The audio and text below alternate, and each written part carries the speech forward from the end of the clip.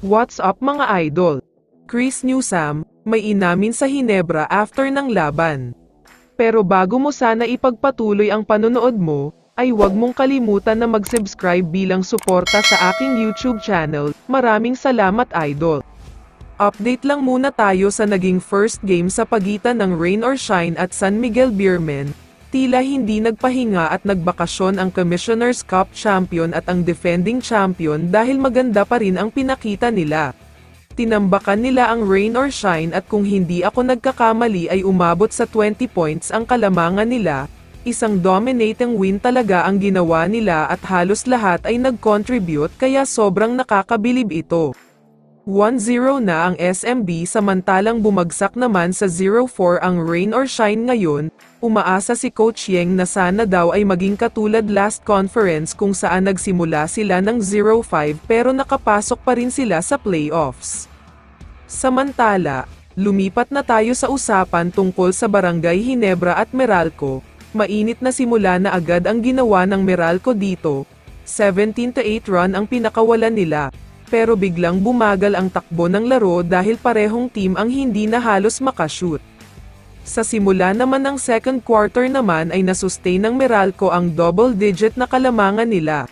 Dahil sobrang mababa talaga ang field goal percentage ng Hinebra, umabot na nga sa biggest lead na 13 points ang nangyari.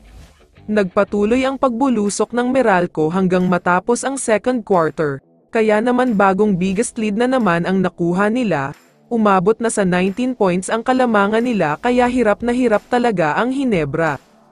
Sa third quarter naman, isang mainit na simula na naman ang ginawa ng Meralco dahil umabot na sa 27 points ang kalamangan ng mga ito, nawalan na ng pag-asa ang mga Hinebra players at si coach team.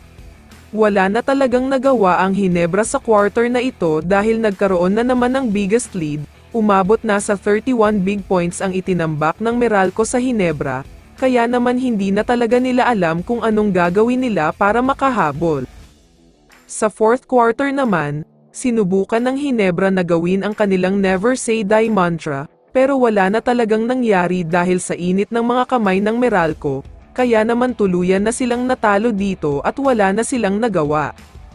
Kaya naman after ng laban ay may inamin itong si Chris Newsam na siguradong sasaya ang mga Hinebra fans, dahil sinabi niya na kahit nanalo daw ang Meralco ay totoo pa rin ang request niya ng trade, posibleng sa Hinebra nga daw ito depende sa mangyayari sa mga susunod pang games.